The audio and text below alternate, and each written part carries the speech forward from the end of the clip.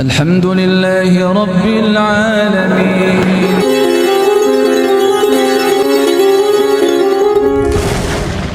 Fattaqullaha mastata'tum. Bertakwalah kepada Allah sebatas yang kalian mampu. Ini yang harus kita banyak koreksi, Pak. Kita orang dikit-dikit, oh saya tidak mampu. Puasa Ramadan misalnya, Ramadan. Kemudian karena tidak bisa libur kerjanya, maka dia tidak puasa.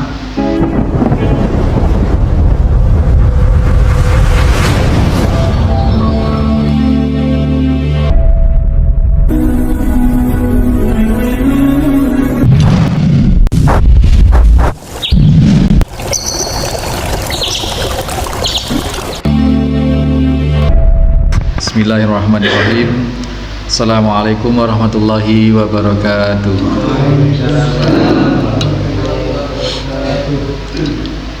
Innal hamdalillah nahmaduhu wa nasta'inuhu wa nastaghfiruh wa na'udzu billahi min shururi anfusina wa min sayyiati a'malina may yahdihillahu fala mudhillalah wa may yudlil fala hadiyalah. Asyhadu an la ilaha illallah wahdahu la syarikalah.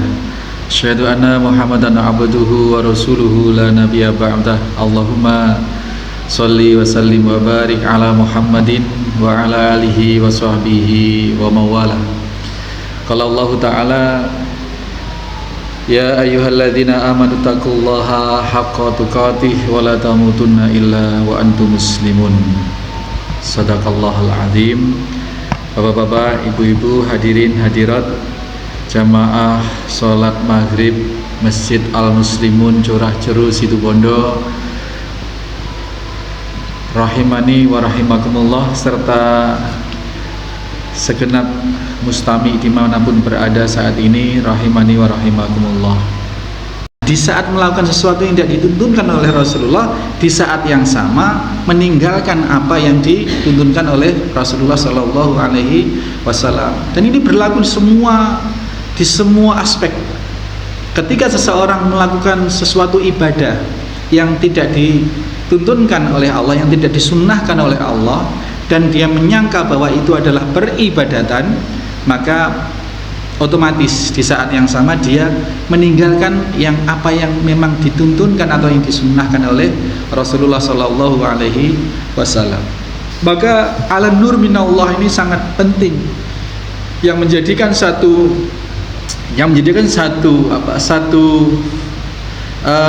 syarat bahwa ketakwaan itu dinyatakan haqqo atau tidak. Maka ketakwaan yang haqqo tuqatih tadi itu harus memenuhi 3 unsur tadi. Amaliyahnya baik, benar, amaliyahnya baik, niatnya benar dengan tata cara yang benar. Ini maka betul-betul ditekankan di situ, ya ayyuhalladzina amanu taqullaha haqqa tuqatih. Kalau ada haqqa tuqatih berarti ada yang ketakwaan yang tidak benar gitu loh. Takwa tetapi tidak haqqa tuqatih, tidak sebenar-benar takwa. Yang sebenar-benar takwa adalah yang memenuhi 3 unsur. Antakmala bi taatillah ala nurin minallah. Itu ya Bapak sekalian, ayat yang pertama yang dicantumkan, yang dinukil oleh Al-Imam An-Nawawi rahimahullahu ta'ala. Wa qala ta'ala, kemudian Al-Imam Nawawi mencantumkan lagi, menukil ayat berikutnya di dalam bab takwa ini adalah di surat At-Taghabun ayat 16. Dinyatakan bahwasanya fattaqullaha mastata'tum. Ini yang kita buka tadi di dalam khotimah tadi, fattaqullaha mastata'tum. Bertakwalah kepada Allah ya, sebatas yang kalian mampu. Ini yang harus kita banyak koreksi, Pak. Kita orang dikit-dikit, oh saya tidak mampu. Puasa Ramadan misalnya, Ramadan. Kemudian karena tidak bisa libur kerjanya, maka dia tidak puasa. Karena saya kalau tidak kerja ini, keluarga saya tidak makan, misalkan seperti itu. Jadi batas kemampuan inilah yang perlu divalidasi, yang perlu betul-betul dipatok. fattaqullaha fastata'tum itu bertakwalah kepada Allah sebatas yang kalian mampu. Sering kita umpamakan dengan satu perumpamaan yang gampang dicerna ya.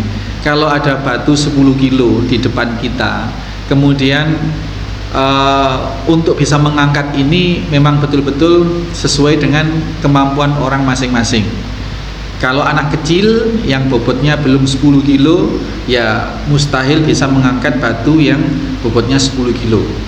Jadi rumusnya itu kayaknya seperti itu Pak. Kalau kita bobotnya itu 50 kilo, kita ya bisalah, kemampuan maksimal kita bisalah kalau angkat barang 50 kilo gitu.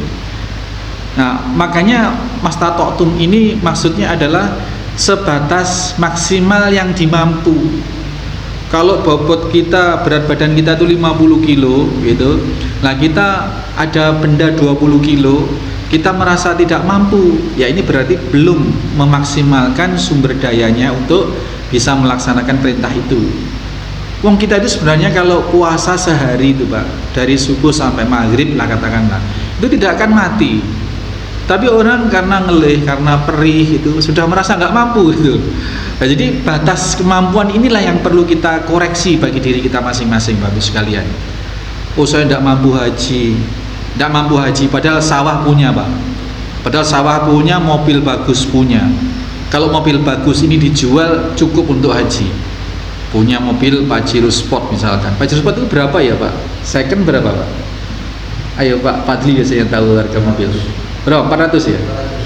400 second Pajero Sport. Hah? Tergantung tahun. Artinya ketika orang punya Pajero Sport atau punya sawah satu lokek misal, itu sebenarnya sudah mampu Pak haji itu Pak, secara biaya. Adapun nanti daftar kemudian tidak berangkat-berangkat itu lain soal, itu lain soal. Nah asalkan ada yang dimakan, ada yang dibuat ninggali keluarga selama ditinggal haji, itu sudah cukup. Ada dana satu tiket misalkan gampangnya satu tiket sekarang misalkan 60. Terus kalau ditinggal berangkat haji itu bisa ninggali makan keluarga selama ditinggal haji 1 bulan lah katakanlah. Ini sudah wajib secara finansial. Secara finansial sudah wajib. Nah, kadang kita itu kemudian cucu saya belum, anak saya belum mentas gitu. Anak saya masih sekolah. Anak saya belum, nanti anaknya sudah mentas, anak saya belum menikah gitu loh. Anaknya sudah menikah Bu, belum bikinkan rumah anak saya gitu. Bikinkan rumah, kemudian cucunya lahir, wah saya masih mikirkan cucu, nggak ketemu Pak. Akhirnya nggak ketemu. Nah disinilah yang harus kita koreksi lagi, mastata'tum, batas kemampuan dalam masing-masing diri kita ini harus kita cerahkan, harus kita harus kita bikin pencerahan atau berikhtisab, kita berintrospeksi seberapa yang sebatas kemampuan kita itu seberapa gitu. Itu Bapak sekalian, itu mastata'tum. Jadi kita ayat ini tidak dibenarkan bagi kita kalau kita jadikan landasan untuk bermudah-mudah. Oh Ustaz, yang bisa sholat berjamaah di masjid setiap hari itu kan memang yang mampu Ustaz. Kalau saya kan belum mampu gitu. Loh, padahal juga sehat, juga tidak ada kendala, misalkan aman di situ perjalanannya, rumahnya juga tidak sampai berkilo-kilo dari masjid. Nah, kemampuan yang dipakai patokan ini satu hal yang relatif akhirnya. Maka yang diminta oleh Allah bukan sesuatu yang relatif, tetapi sesuatu yang pasti, mastata'tum, sebatas maksimal yang kalian mampu. Kalau kita tadi bobotnya 50 kilo, ada batu 30 kilo, sudah pasti mampu. Kalaupun ngoyo ngangkat tidak mungkin mati. Kita diberi kekuatan fisik untuk berpuasa sehari 30 hari, mampu sebenarnya. Nah, kemudian kembali kepada kesungguhan kita, mujahadah kita, seberapa kita ingin mentaati Allah Subhanahu wa taala, seberapa kita ingin bertakwa kepada Allah Subhanahu wa taala, disitulah maka akan terjadi energi, Pak. Semakin kuat ingin mentaati Allah, maka energi itu akan semakin besar. yang kadang-kadang tidak kita pikirkan. Ini dalam banyak hal. Orang barusan berpikir berniat, aku mau kurban, misalkan. Padahal belum ada duit itu. Qadarullah ada jalan, seseorang itu tiba-tiba bisa kurban. Qadarullah ada jalan. Aku mau haji, berniat kuat mau haji. Kayaknya saya tahun depan harus, atau umroh lah kalau bisa mendadak itu umroh. Kayaknya saya harus umroh, kayaknya bisa. Meskipun belum ada gambaran apa-apa. Ya, kita pakai dalil anna indal dhonni abdi bi, kata Allah seperti itu. Itu bisa jadi, Pak. Karena alam bawah sadar kita sudah kita format sedemikian positif, maka alam semesta sekitar ini juga akan terkondisi untuk mengikuti pikiran positif kita. Ini dalam ilmu psikologinya seperti itu. Tapi sesungguhnya adalah ana inda dzanni abdi bi. Ketika kita sudah yakin Allah akan mampukan kita, maka otomatis karunia Allah, rahmat Allah akan memampukan kita dengan menggerakkan alam semesta untuk bisa kita akhirnya mampu. Baru berpikir, Pak, kuat mau kurban padahal tidak ada uang. Qadarullah, Allah menggerakkan alam semesta ini untuk memfasilitasi dia bisa kurban tahun itu, atau haji, atau berbuat baik kepada manusia, atau apapun lah kebaikan-kebaikan. Yang penting kita niatkan dan kita berprasangka baik kepada Allah, maka disitulah akan tumbuh atau timbul kebaikan itu. Nah, dalam ayat berikutnya menjelaskan tentang prasangka itu, Pak, tentang prasangka. Ya ayyuhalladzina amanu taqullaha wa qulu qaulan sadida. Wahai orang-orang yang beriman, bertakwalah kepada Allah Subhanahu wa taala dan berkata-katalah dengan perkataan yang baik. Nah, ayat ini dilanjutkan yuslih lakum a'malakum.